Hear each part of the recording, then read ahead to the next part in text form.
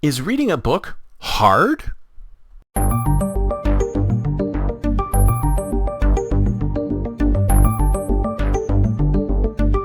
I was on X the other day, and I saw this tweet come across my stream.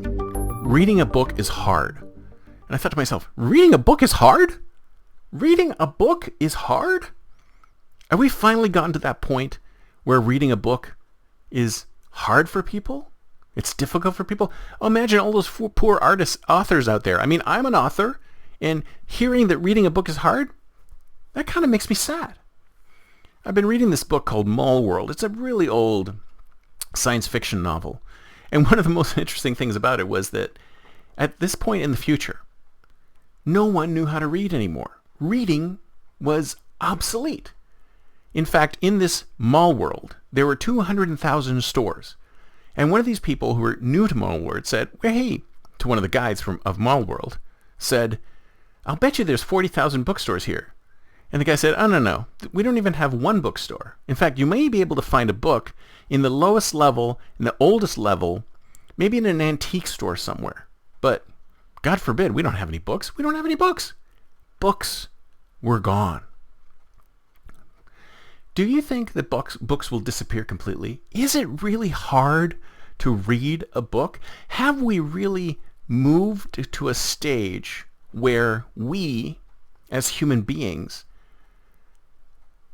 can only present ourselves to each other through this kind of medium, through video, through audio, through something more enticing than a book? If you ask me, that's a very sad thing, because books allow you, it's not, the thing with a book, which is the most interesting thing, is that with a visual technique, well, audio is kind of like this. With an audiovisual technique like this YouTube video that you're watching, unless you're listening on podcast, you don't have to do any kind of imagining whatsoever. You know exactly how I look. You know exactly how I sound, and you are taking me in. And hopefully I'm saying something that's making you think, that's making you engage with myself and everybody else around you. Hopefully that's what I'm doing. But if you go to something like audio, where you're just listening to audio, you personally have to fill in some of the blanks, because it's only one piece of incoming sense, right? It's audio. An audio sense means that you're only getting a piece of it, and the rest you have to fill in yourself. This is why mystery podcasts and storytelling podcasts are so great, is because the listener is involved in the process of creating the show, because they're imagining what's going on based on what they're listening to. They're not seeing an image of the murderer. They're not seeing an image of the knife. They're imagining the knife. And that's why I think podcasting is probably more, if you ask me, it's a more powerful medium. The audio podcasting is more powerful medium. We constantly minimize the effect of audio. But I feel, and especially like in the movie Her, I think that is probably the most likely scenario for a future interface is audio, not video, not glasses that sit in front of your face. But I digress.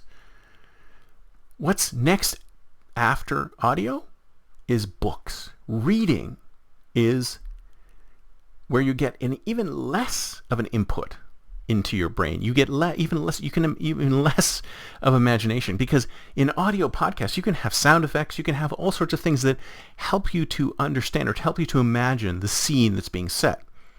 But in books, that's the most work that the reader has to do. A reader has to spend time working on imagining the place that the author is describing.